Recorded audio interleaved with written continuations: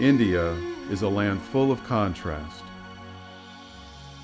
It's a land of great mystery and beauty.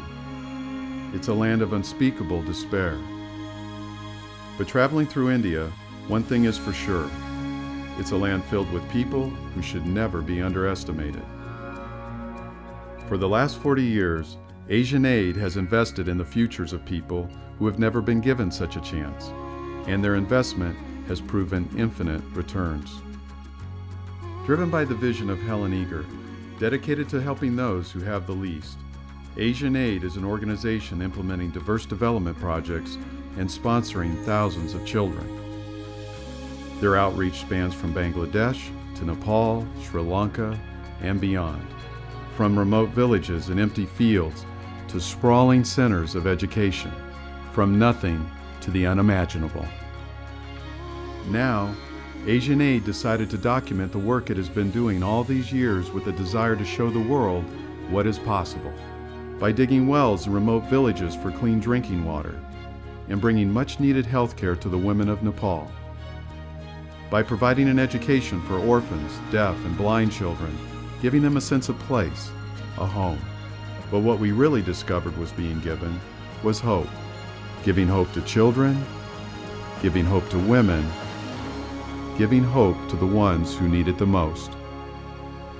This is Hope in Motion. బాగా చదువుకోవాలి.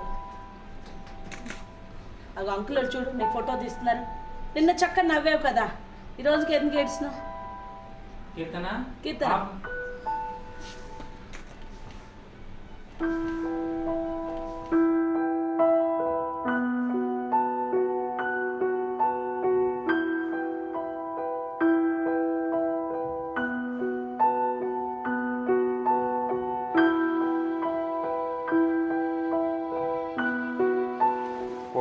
Where is our room? Yeah, this side. Okay. When I arrived in India, I had a lot of things on my mind as a filmmaker, but sponsoring an orphan wasn't one of them. My crew was stuck in the States dealing with the politics of Indian visas. Most of my equipment was with them, and we only had a limited time at each place Asian Aid wanted us to visit. At best, I would get about half the material we needed, and at worst, the crew wouldn't make it to India before I had to return back to the States. So the last thing I expected to do was the first thing you shouldn't do as a filmmaker: get involved.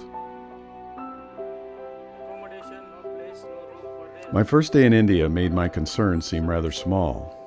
I found myself in one of those villages that you see on television. You know the kind. Children's faces moved in and out of my frame all day long. I had seen these faces before, distantly, on my television or the internet. Like everyone else, I was insulated. In India, orphanages number in the thousands, and I was about to start filming at one called the Elam Home, located on the outskirts of Hyderabad. The kids that I was photographing at Elam seemed well adjusted. The stories of their parents' demise replaced by friends, meals, school, and playtime. I found myself having fun with them. They were just like my kids. Have you ever wondered what an orphan really goes through when they're rescued off the street? I wanted the chance to film the process of a child transitioning from life outside to life inside, the beginning. So when Helen informed me of a new arrival, I grabbed the camera just in time to meet a little girl named KEERTHANA at the gate.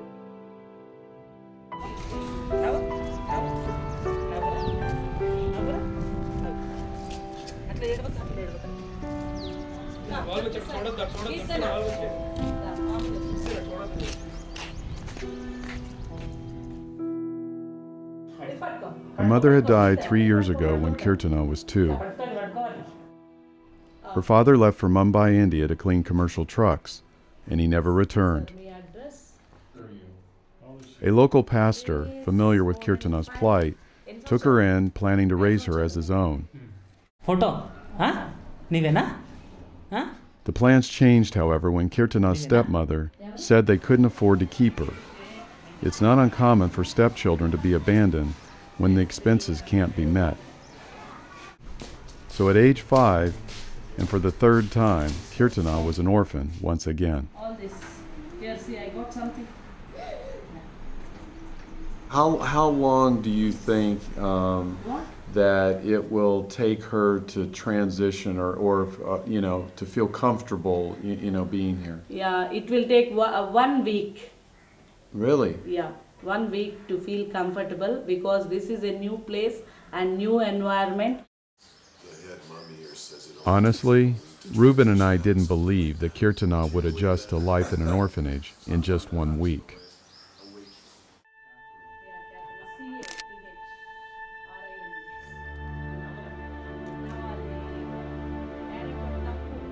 I was like mortified. It was the most uncomfortable. I mean, at one point I just stopped the camera.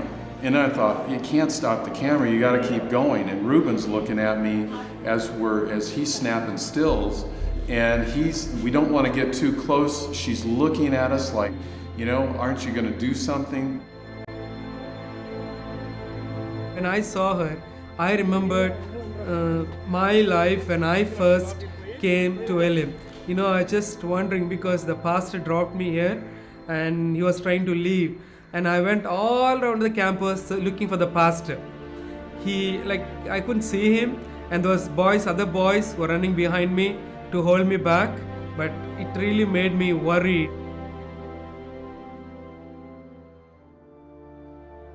I could see that Keith, a little girl who just came recently, and she faced the same problem.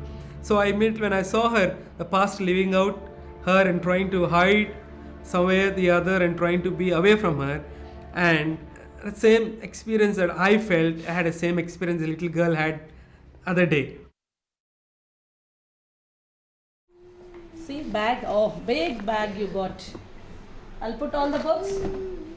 When Keerthana was dropped off, she wouldn't stop crying.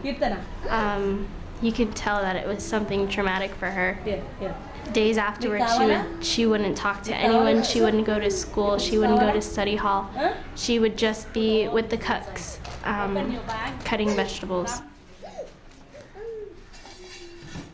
The only father figure in Keerthana's memory had just walked away.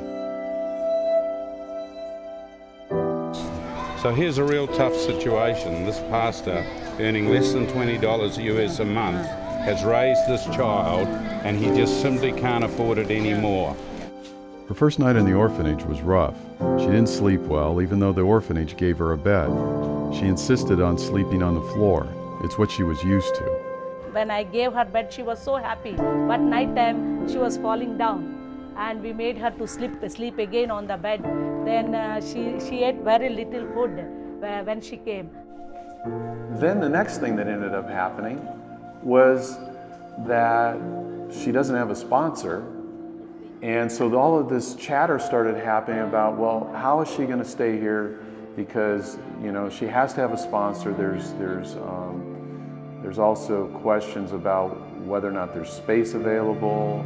I find that maybe the hardest thing to do is to refuse some of the children, sponsorship, because we don't have enough sponsors. But we try to take all the blind, all the deaf, all the total orphans, and but of course there are a lot of other tragic situations as well as those.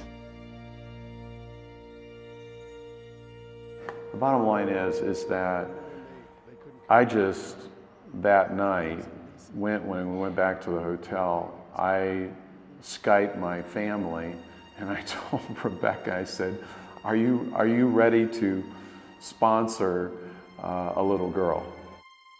She just started crying. She said, well, just bring her home.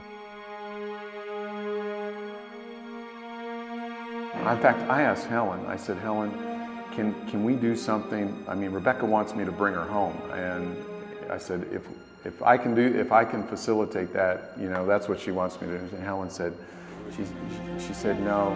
She said, listen, everything will be okay.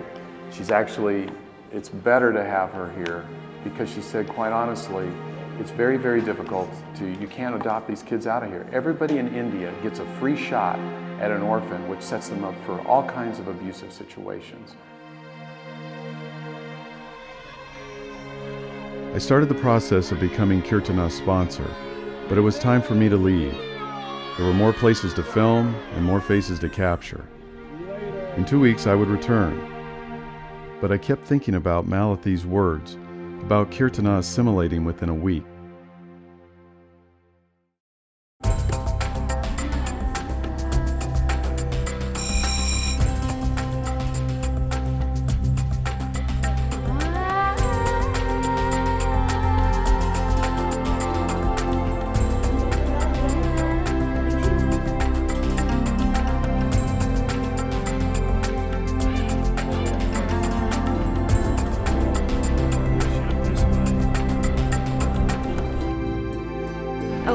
A week and a half after she was dropped off, she started playing with the children. She started eating with us. At first, she ate very little. KEERTHANA was still a little bit in shock. You could tell she was trying to take everything in. With 70 kids at Elam Home, I figured KEERTHANA would quickly disappear into the crowd. By the time I returned, the rest of my film crew had caught up with me in India. They brought with them school supplies, some clothes, and gifts that Rebecca and the kids had put together back in the States. Given the high level of emotion surrounding KEERTHANA when I left, I wasn't expecting much of a positive outcome. I was wrong.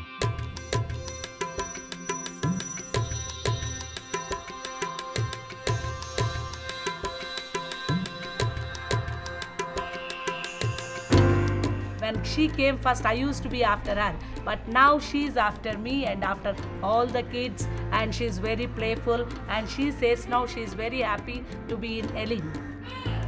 She truly has settled in. She's settled into school, and you know, I've spent some time with her. I got her introduced to my family on Skype, and I'm looking forward to, and so is my family, that day that investment pays off. It's already paying off now.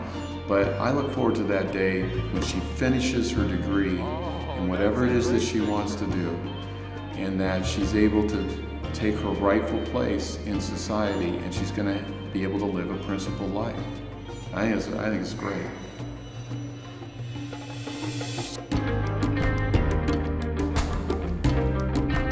I realized every orphan success story starts here, when they're dropped off.